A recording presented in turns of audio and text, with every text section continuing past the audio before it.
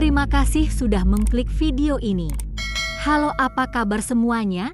Semoga kalian semua dalam keadaan yang terbaik. Di video kali ini, kita akan membahas sebuah kasus yang terjadi di Kabupaten Sumeneb, Jawa Timur pada tahun 2024. Sebuah peristiwa tragis yang melibatkan seorang ibu muda berusia 27 tahun yang dikenal salehah dan penyayang, yang harus meregang nyawa secara mengenaskan di tengah masa menyusui buah hatinya. Seperti biasanya yang terjadi pada kasus-kasus kriminal, pelaku bukanlah orang asing. Ia adalah orang terdekat korban, seseorang yang selama ini dipercaya, seorang lulusan S2 hukum yang seharusnya menjadi pelindung, namun justru menjadi ujung tombak maut bagi korban. Bagaimana tragedi ini bisa terjadi? Apa motif sebenarnya di balik peristiwa ini? Mari kita telusuri kronologi lengkapnya hanya di Dirabila.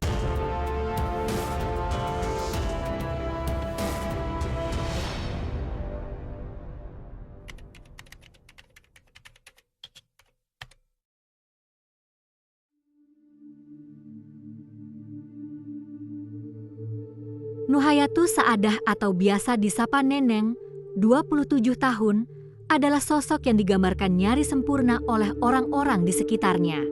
Lahir pada tahun 1997, ia merupakan lulusan MTS Miftahul Ulum Lenteng yang dikenal sebagai pribadi yang penurut, ramah, dan sangat menyayangi kedua orang tuanya, Bapak Suyoto dan Ibu Rukmini. Pada tahun 2022, ia memulai lembaran baru dengan menikahi Arfan Rofiki, 28 tahun, seorang pria berpendidikan tinggi.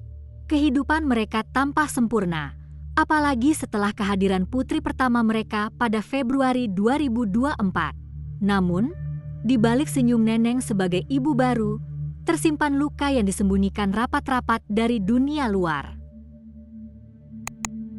Tragedi ini mencapai puncaknya pada Sabtu, 5 Oktober 2024. Sore itu, sekitar pukul 16.30 WIB, Arfan membawa Neneng ke Puskesmas Batang-Batang dalam kondisi lemas luar biasa. Namun, petugas medis di sana menemukan kenyataan pahit. Neneng dinyatakan meninggal dunia setibanya di sana akibat luka-luka fatal yang dideritanya. Yang lebih mengerikan, muncul dugaan bahwa di saat-saat terakhirnya di puskesmas, pelaku sempat melakukan tindakan keji dengan melepaskan selang oksigen yang membuat Neneng benar-benar tak tertolong. Pihak keluarga, terutama Pak Suyoto, tidak diberitahu oleh keluarga Arfan mengenai kematian ini. Ia justru mendengar kabar duka dari tetangga menantunya. Begitu melihat jenazah putrinya, kecurigaan langsung menyeruak. Tubuh Neneng penuh dengan bekas kekerasan. Ada lebam di wajah dan bekas cekikan di leher yang jelas bukan karena sakit biasa, melainkan akibat penganiayaan berat. Polisi tidak butuh waktu lama untuk mengarahkan telunjuk pada sang suami, Arfan Rofiki. Arfan bukan hanya orang terakhir bersama korban, tetapi ia juga memiliki rekam jejak kekerasan yang sebelumnya sudah sempat dilaporkan oleh ayah korban ke Satreskrim Polres Sumeneb pada Juni 2024. Statusnya sebagai tersangka utama diperkuat oleh pengakuan Arfan sendiri yang tak bisa lagi mengelak. Berbeda dengan kasus pelarian yang dramatis, Arfan ditemukan di rumah orang tuanya di Desa Jenangger pada malam yang sama, sekitar pukul 22 waktu Indonesia Barat. Tanpa ada perlawanan, ia menyerah kepada pihak kepolisian. Sikapnya pasrah, seolah menyadari bahwa dinding kebohongan yang ia bangun selama ini telah runtuh bersama nyawa istrinya.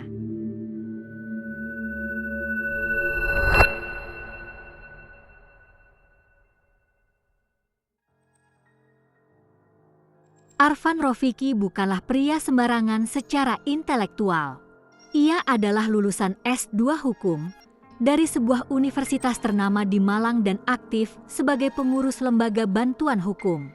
Namun, gelar hukum tersebut tampak kontras dengan perilakunya yang brutal.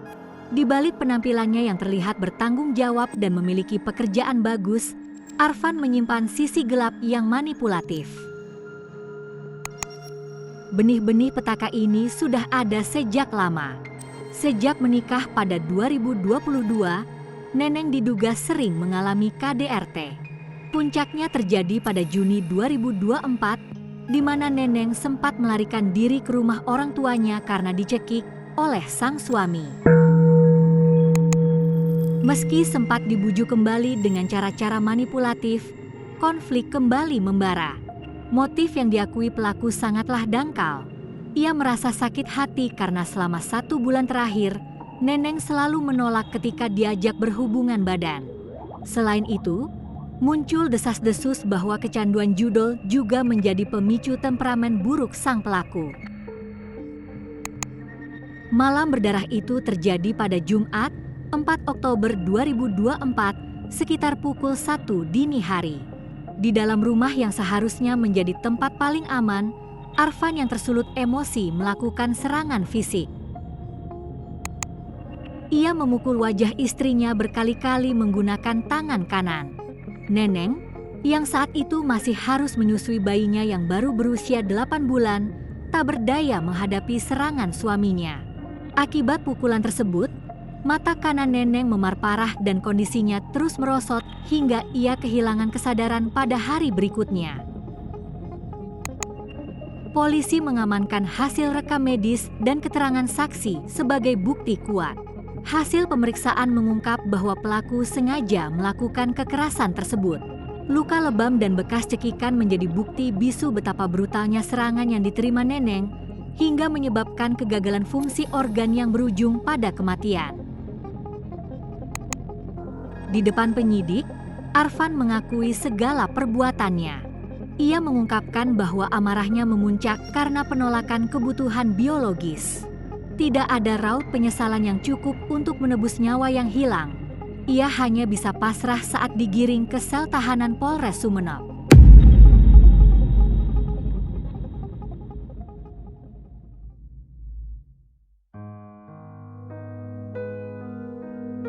Pemakaman Neneng diiringi isak tangis yang menyayat hati dari Pak Suyoto dan Ibu Rukmini. Pihak keluarga, melalui pengacara mereka, mendesak polisi untuk menyelidiki kemungkinan keterlibatan keluarga Arfan. Mereka merasa janggal, bagaimana mungkin penganiayaan sehebat itu terjadi di lingkungan keluarga besar Arfan, tanpa ada satupun yang mendengar atau menolong?